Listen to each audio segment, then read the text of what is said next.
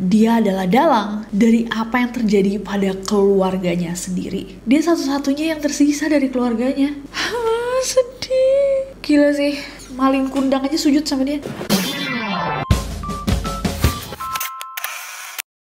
Hey guys, it's Nessie and welcome back. Klik tombol subscribe-nya ya, terutama untuk kalian yang suka membahas informasi-informasi yang bikin...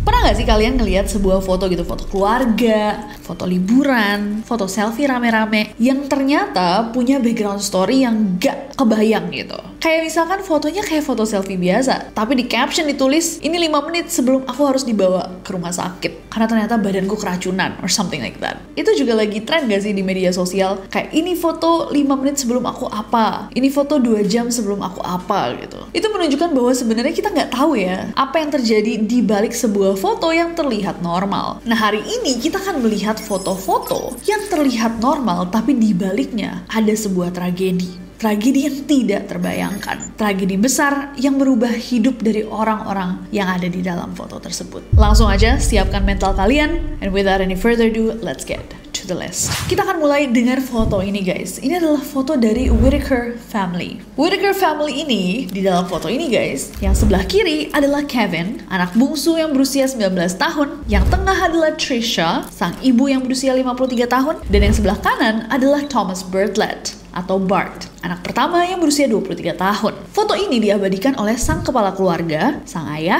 sang suami, Kent Whittaker yang usianya 56 tahun. Keluarga Whittaker ini adalah keluarga yang bisa dibilang guys cukup berada. Mereka tinggal di Sugar Land, Texas, sebuah kawasan elit di pinggiran Houston. Rumah mereka bisa dibilang rumah mewah dan anak-anak mereka ini dibesarkan juga dengan privilege. Semua pendidikannya adalah pendidikan yang terbaik dan sebagai anak-anak cowok bahkan mereka difasilitasi dibelikan mobil-mobil mewah. Gak cuman itu, mereka juga dapat townhouse di tepi danau. Dan si Bart, little Barty Bart, bahkan mendapatkan akses ke dana warisan dari kakek neneknya itu sebesar 80.000 US dollars, sekitar 844 juta rupiah. Nah, tanggal 20 Desember tahun 2003, keluarga Whittaker itu merayakan kelulusannya Bart dari Sam Houston State University, Amerika Serikat. Dan untuk kelulusannya guys, Bart itu dikasihin jam tangan Rolex sama orang tuanya sebagai hadiah kelulusan. Dan hari itu guys, karena keluarganya bangga, happy gitu Bart baru lulus, mereka merayakan kelulusannya Bart ini dengan pergi ke restoran Cajun Restaurant untuk makan bareng-bareng. Mereka tertawa, foto-foto, ngobrol-ngobrol, bahkan diabadikan kan guys dalam foto ini. Nah, ketika satu keluarga Whittaker ini lagi di dalam restoran senang-senang guys, di luar restoran itu ada terparkir sebuah mobil yang dikendarai oleh seorang pria bernama Steven Champagne. Dan diam-diam si Steven Champagne ini memperhatikan mereka. Lah, Steven ini siapa? Steven itu adalah tetangga dan juga mantan rekan kerjanya Bart. Steven ini terus memantau keluarga ini kan. Selesai mereka makan malam itu guys untuk merayakan kelulusannya Bart, pulanglah mereka semua ke rumah. Nah, ketika sampai di rumah, keluarga yang mau masuk, Bart bilang, oh ada barangku yang ketinggalan di mobil. Akhirnya dia mundur ke mobil. Kevin, adiknya, itu yang pertama membuka pintu rumahnya. Ketika pintu rumah tersebut dibuka, tiba-tiba terdengar suara tembakan dari luar. Kevin, Trisha, sama Kent tiga-tiga ada di pintu. Ketika Bart lari mendatangi keluarganya, Bart melihat keluarganya sudah jatuh guys, tergeletak. Mereka menjadi korban tembakan dari seseorang. Bart mencoba untuk melawan sang pelaku, dia mendapatkan tembakan juga di lengannya. Sang pelaku pun keluar, cabut dari rumah. Bart terluka di tangannya dan ketiga anggota keluarganya terkapar di lantai guys. Kevin dan Trisha tidak bisa diselamatkan. Namun Kent, sang ayah, masih berhasil selamat. Polisi pun melakukan investigasi dan menemukan bahwa sang pelaku itu kabur dari rumah lalu dijemput sama temennya naik mobil cabut. Sampai suatu hari seorang pria muda bernama Steven datang dan bilang bahwa dia adalah temannya Bart. Dan dia beserta 2 temannya menjadi dalang dari tragedi yang terjadi kepada keluarga Whittaker. Kedua temannya adalah satu, Chris Berkshire, yang merupakan sang eksekutor yang sudah menunggu di balik pintu dan melepaskan tembakan ke keluarga Whittaker. Dan satu teman lainnya adalah Bart Whittaker. Dia adalah dalang dari apa yang terjadi pada keluarganya sendiri. Dia memberikan kunci akses kepada Chris biar dia bisa nunggu di balik pintu, dan dia meminta Steven untuk menunggu di mobilnya, membuntutinya dari restoran ke rumah, lalu menjemput Chris agar bisa melarikan diri. Semua ini direncanakan sama Bart sendiri untuk menghabisi keluarganya agar dia menjadi satu-satunya orang pewaris tunggal dari kekayaan keluarga Whittaker. Di malam yang sama keluarganya pergi untuk merayakan kelulusan dia, guys. Di malam yang sama ayahnya mengambil foto yang membanggakannya. Di malam yang sama mungkin ibunya terharu memberikan pujian untuknya. Di malam yang sama sang adik merasa bangga kakaknya telah lulus. Gila banget. Dan semuanya dia lakukan untuk warisan sebesar $1,5 juta doang. Gila banget kasusnya. Dan bahkan Bart juga merencanakan gimana mereka bisa membuang semua barang bukti dari kayak bukti DNA, senjata, ponselnya Bart. Sampai akhirnya tanggal 25 September tahun 2005, Bart ditangkap sama polisi. Tadinya dijatuhi hukuman eksekusi, tapi akhirnya diganti jadi penjara seumur hidup. Damn. Ih, merinding banget. Tapi gak tahu ya guys, kalian ngeliat foto ini, ngeliat ada yang aneh gak sih? Aku sih ngerasa kayak sedikit kosong gitu. Bart ini entah, I feel like di foto ini matanya tuh kayak disconnected. Apa itu perasaan aku doang karena aku tahu ceritanya? Gimana menurut kalian guys? Coba komen di bawah. Ih, serem. Ya gak sih? Kayak matanya tuh kosong gitu, kayak gak ada jiwanya nih orang. Entah apa karena dia gak ngeliat lensa gitu. Tapi fotonya kayak formalitas gitu loh. enggak, maksudnya kayak si adeknya ngelihat ke kamera, ibunya ngeliat kamera, dia tuh kayak bodoh aja gitu, kayak pengen aku tonjok. Kayak dia gak mau ngelihat bapaknya gitu gak sih? Kan bapaknya ada di kamera nih, megang kamera kan. Mungkin ini kamera juga bukan kamera handphone sekarang gitu kan. 2003 ya benar, di tahun 2003 ini kayaknya kayak dia kayak nggak mau ngelihat bapaknya gitu, menghindari kontak sama bapaknya. Bart is so dumb. Gila nih orang. Banyak orang gak punya keluarga Bart. Sekarang bapaknya masih suka ngunjungin si Bart ya ke penjara. Setahu sih iya. Hah, gila aja. Racun aja gak sih anak kayak gini, kurang ajar. Maafin Bart kayak jangan eksekusi anakku gitu.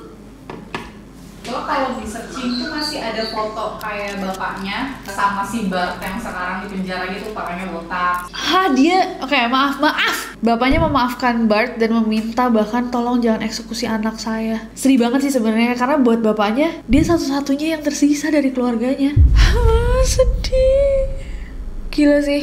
Maling kundang aja sujud sama dia. What do you think, guys? Coba komen di bawah. Next ada foto Tragedy by the Sea. Foto ini diambil sama seorang fotografer Los Angeles Times bernama John Ellicott. Ini adalah foto lama dari tahun 1954, tepatnya dari 2 April 1954 yang diambil di Hermosa Beach, California. Jadi pada saat itu John lagi ada di sekitar rumahnya, tiba-tiba didengar ada seorang tetangganya teriak, ada sesuatu yang terjadi di pantai. Gon sebagai seorang fotografer, dia langsung ambil nih kamera dia, terus dia lari ke pantai untuk ngeliat apa yang terjadi di pantai. Pas dia datang ke pantai, dia lihat kok nggak ada apa-apa, tapi ada nih sepasang suami istri lagi berdiri diam di tepi pantai. Tanpa tahu apa cerita mereka atau nama mereka atau apa yang terjadi, John langsung mengambil foto dari momen tersebut. Baru setelah foto ini diambil, dia mengetahui bahwa pasangan tersebut adalah John dan Lillian McDonald. Mereka berdua itu lagi berdiri di pinggir pantai sambil melihat ke arah lautan, di mana anak mereka yang berusia 19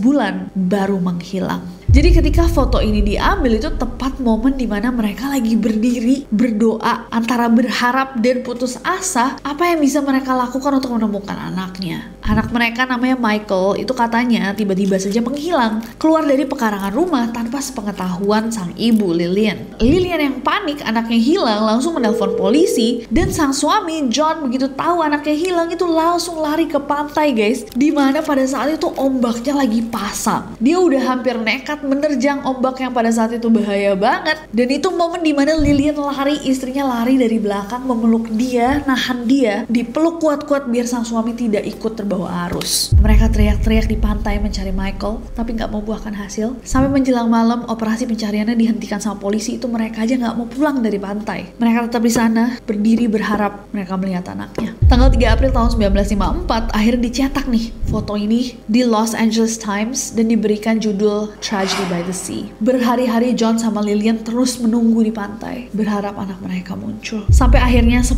hari setelah Michael menghilang, seorang wanita melihat ada tubuh kecil yang mengapung di air. Sekitar 1,6 km dari tempat terakhir Michael terlihat di Manhattan Beach, dan ternyata tubuh kecil itu adalah tubuh Michael. Foto Tragedy by the Sea ini jadi terkenal banget. Bahkan di tahun 1955, John Ellicott dianugerahi Pulitzer Prize for Photography. Dia memenangkan juga Associated Press Award dan jadi juara pertama di Los Angeles Press Club's Honor Gallery of News Photos di tahun 1954. Sedih banget ya cerita di balik foto ini.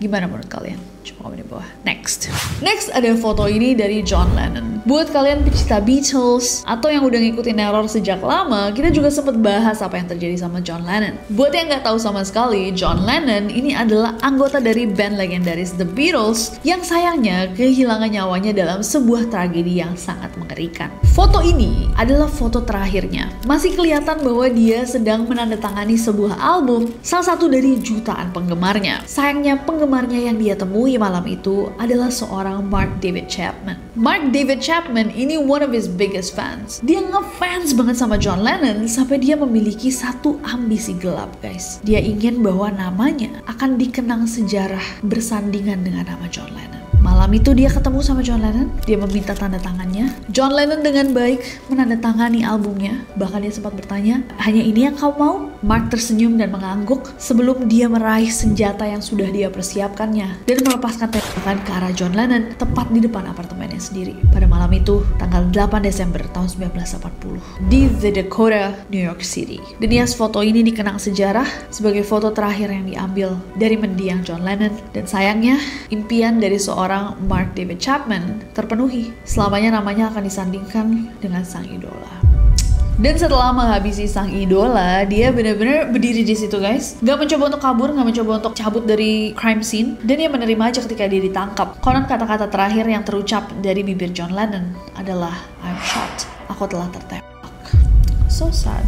Gimana menurut kalian kejadian ini? Next ada John Edward Robinson. Kalian lihat foto ini, guys. Pria berbaju kuning dalam foto ini adalah John Edward Robinson. Dan di fotonya, dia terlihat sedang memangku seorang bayi. Bayi yang dipangkunya adalah Tiffany Stacey, berusia 4 bulan. Nah, nggak diketahui pasti siapa yang memotret foto ini, atau siapa orang-orang yang ada di foto ini. Tapi kalau misalkan kalian lihat foto ini, doesn't it just look like a family picture? Kelihatannya kayak foto keluarga aja nggak sih? John sedang berfoto dengan anak-anak dan istrinya mungkin. Dan semuanya terlihat senang berfoto dengan seorang bayi di pangkuan John. Tapi kalian gak akan kebayang cerita di balik foto ini. Karena John juga mendapatkan julukan sebagai the internet's first serial killer atau pembunuh berantai pertama internet.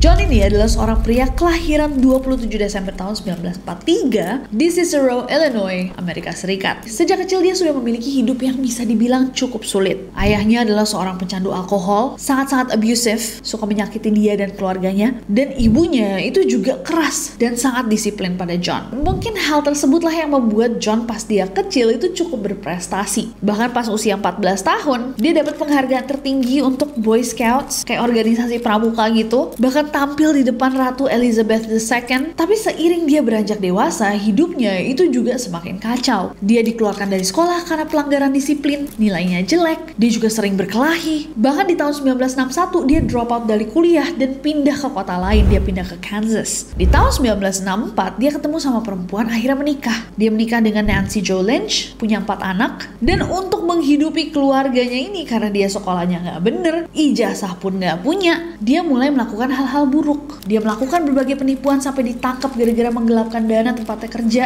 Dia pakai ijazah palsu. Setelah itu pun dia dikasih masa percobaan. Itu masih dia nipu kanan kiri. Dia jual jasa konsultasi medis palsu, memalsukan surat-surat resmi, membentuk bisnis fiktif, sampai orang-orang terdekatnya itu aja sama dia ditipuin. Walaupun begitu, dia tuh sebenarnya pinter. Pas kecil pun dia menjadi anggota pramuka yang sampai dapat penghargaan. Akhirnya dia menggunakan hal tersebut untuk membangun citra baik di masyarakat, di mana dia jadi pembina pramuka, pelatih baseball, dan juga guru sekolah minggu. Kelihatannya dari luar dia tuh kayak orang baik-baik. Gak ada yang tahu di belakang layar itu dia kayak apa. Nah, di tahun 1985, John itu ketemu sama seorang perempuan muda, umurnya 19 tahun, namanya Lisa Stacey. Lisa Stacey itu udah punya anak, masih kecil banget. Baru aja dia lahirkan, usianya 4 bulan, yang dia beri nama Tiffany Stacey. Nah, Lisa itu tinggal di sebuah penampungan tunawisma, guys. Jadi tempat orang-orang yang emang gak punya tempat tinggal bersama bayinya ini. Pas John ketemu sama Lisa, ditawarin sama dia bantuan, kerjaan, tempat tinggal, dan juga awal baru di kota Chicago. Akhirnya di awal Januari tahun 1985, Lisa sama bayinya yang baru usianya 4 bulan, guys. Tiffany akhirnya akan tinggal di sebuah kayak kamar gitu yang akan dibayarkan sama John, ditanggung sama John. Akhirnya tanggal 10 Januari tahun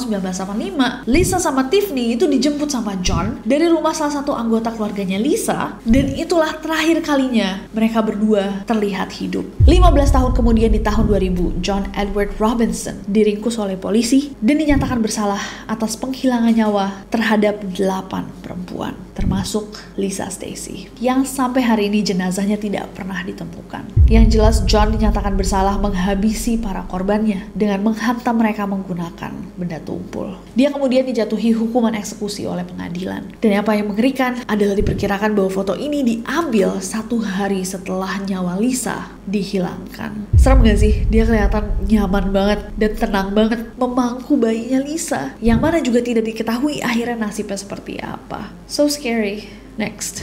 Oke guys, dan ini yang terakhir untuk video kali ini. Foto ini, fotonya Christopher Wilder. Foto ini diambil pada 1 April tahun 1984. Yes, pada hari April Mop. Fotonya diambil di sebuah acara peragaan busana majalah Seventeen yang digelar di The Meadows Mall, Las Vegas. Di dalam foto ini kalian bisa melihat ada seorang pria yang duduk di keramaian, dan foto ini terlihat normal, biasa aja gitu, kayak orang lagi duduk lah di acara. Tapi siapa sangka bahwa ini adalah foto dari Christopher Bernard Wilder, salah satu pembunuh berantai paling menyeramkan dalam sejarah Amerika Serikat. Nama Christopher Wilder mungkin cukup umum kalau misalkan kalian teroris, tapi cukup asing untuk telinga orang-orang biasa. Tapi di awal tahun 1984, pria ini sempat membuat negara sebesar Amerika Serikat hidup di dalam teror. Media menjulukinya sebagai The Beauty Queen Killer atau The Snapshot Killer, karena pola serangannya itu adalah memangsa wanita-wanita muda yang bermimpi jadi model dengan iming-iming dunia gemerlap, lalu menghabisi mereka secara brutal. Dalam 6 minggu, Christopher ini bisa menculik 12 perempuan, yang 8 diantaranya ditemukan sudah tidak bernyawa. Nah, kisahnya Christopher Wilder dan kehidupan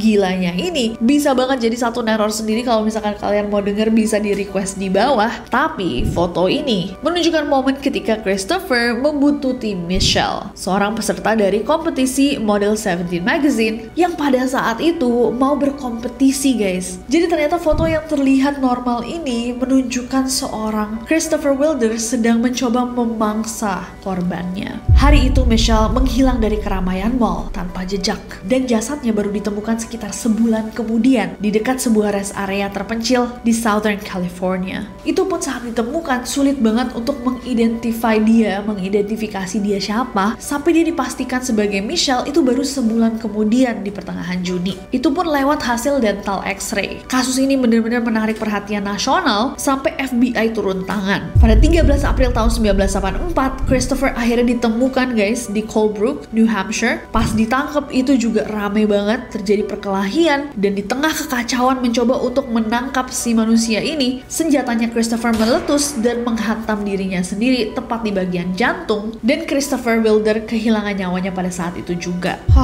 Serem ya. Dan siapa yang mengira bapak-bapak lagi santai seperti ini ya? Ternyata adalah seorang penghilang nyawa berantai. Sekejam dia, yang sangat jahat mengakhiri hidup dari orang-orang tidak bersalah. Wah, kalau kalian tahu metodenya juga serem banget guys. Let me know kalau misalkan kalian mau kita bahas tentang serial killer yang satu ini. Oke lah guys, itu tadi adalah foto-foto biasa dengan rahasia terseram atau tergelap di baliknya. Mana yang menurut kalian paling serem, yang paling gila, atau kalian pernah denger cerita serupa dengan foto-foto yang normal gitu? Aku gak sabar untuk bacain komentar kalian di bawah. Request juga apa yang kalian mau lihat di video-video berikutnya. Besok kita ketemu di Neror, jadi make sure kalian tune in. Sekalian aja deh pencet tombol subscribe-nya biar gak ke-skip, karena aku gak sabar untuk ketemu kalian lagi. Bye-bye!